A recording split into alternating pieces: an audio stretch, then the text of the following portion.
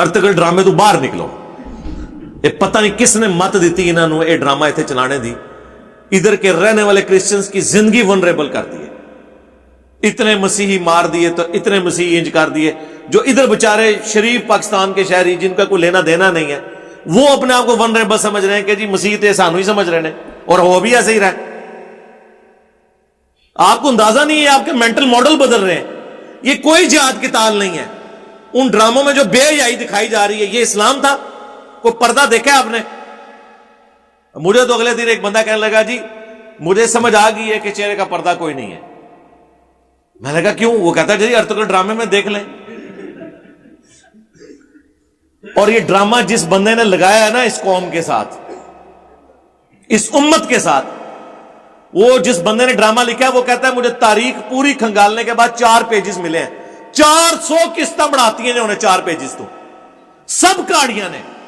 और लोग इस तरह बैठे हुए होते हैं कि किसी औरत की हंडियां जल रही है तो जल जाए, रोटी जल रही है तो जल जाए, खामन भूखा मर जाए तो मर जाए। किस तरह आगे पीछे हुए ये? मुझे तो लोग फीडबैक देते हैं, हमारे घर तो वैसे ही नहीं देखा जाता।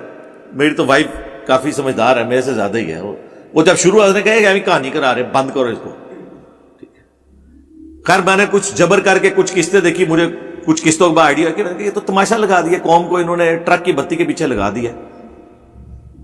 इस तरह करने से कोई तब्दीली, ये अब इकोनॉमिक्स की दुनिया है, ठीक है। जब हमारी इकोनॉमी ये हो कि पूरी दुनिया से हम कर्ज लेके खा रहे हो, हम 1 महीने के लिए अपनी फौज को बॉर्डर पे नहीं बिठा सकते, हमारे पास इतने रिसोर्सेज ही नहीं है, तो डोले दिखाने का क्या फायदा है? क्या करेंगे? एटम बम चला के खुद भी मरेंगे, दूसरों को भी मारेंगे। इसलिए तो दुनिया में नहीं आया कि खुद भी मरे और दूसरों को भी मार दें।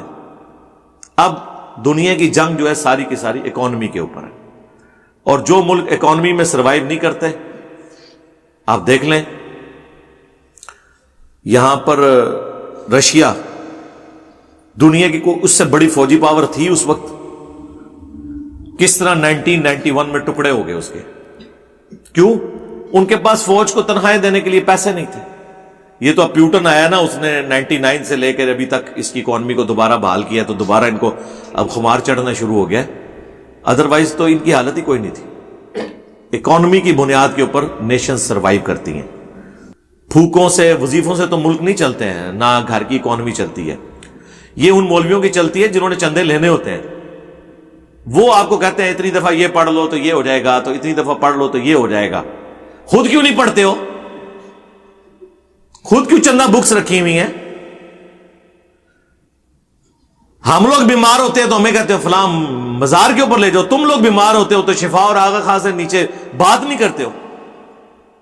ये बापा जानी जो है, इनका कुछ साल पहले पेशाब बंद हो गया था, आगा खान में ऑपरेशन हुआ है।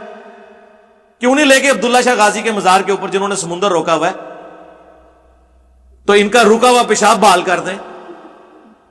गल्ला कहानियां तुसी भी सुभान अल्लाह माशाअल्लाह कर करके इन्होंने दिमाग खराब किया है। इनका क्या करना है? वैसे इनका दिमाग नहीं खराब होता, दिमाग आपका ही खराब हुआ है। वो तो अब भी सब कुछ एक अच्छी जिंदगी एंजॉय कर रहे हैं सब लोग। जरा से बीमार होते हैं तो ये जाके इतने महंगे हॉस्पिटल्स में इलाज करवाते हैं, और आपको बैठ के तावीज लिख के दे रहे होते हैं और पैसे लेके। इसका मतलब है इन्होंने आपको कराई हुई है कहानी। हमने तो कई दफा कहा है कि जिसके बारे में आपको ज़ौम है ना, कुछ कर सकता है, ठीक है जी, रूहानी इलाज, रूहानी बाईपास।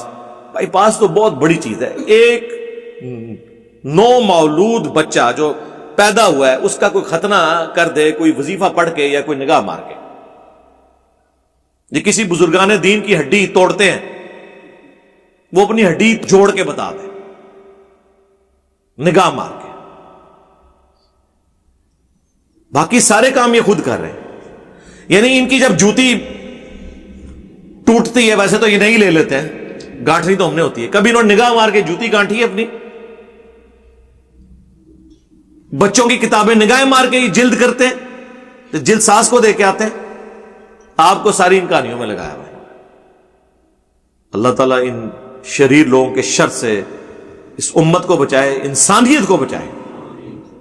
सल्लु अला मुहम्मद व आलि मुहम्मद, अल्लाहुम्मा सल्लि अला मुहम्मद وعلى آل محمد واصحاب محمد اجمعین الی یوم الدین.